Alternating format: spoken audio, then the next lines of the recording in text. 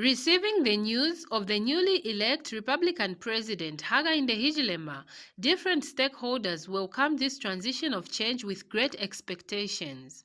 Among them, the Community Action Against Corruption, CAAC, that has observed that corruption has been the way of life adopted into the country's running of affairs, but a deadly vice robbing the country of progress and national development.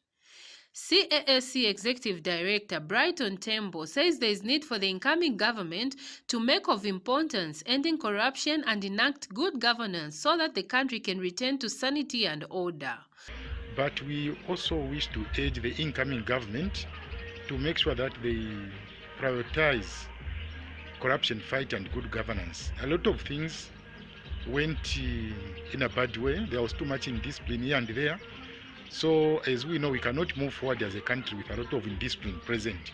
So let us first attend to that as we decide the way forward and the future for the country. Mr. Tembo explains that corruption has been a major aspect of the country's decaying economy.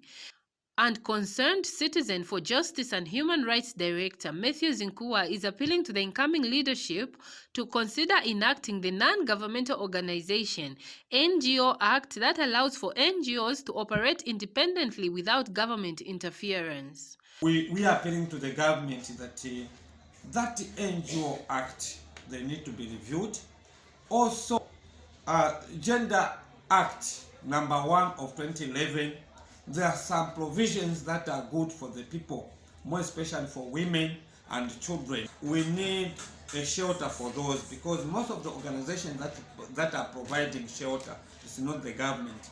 Most of the institutions that are providing are private sectors, NGOs. Mr. Nkhuwa explains that NGOs' operations in the past have been interfered by government, hindering their desired progress. He explains that an appeal against this was raised, but to no avail, as the act has been under review for several years now.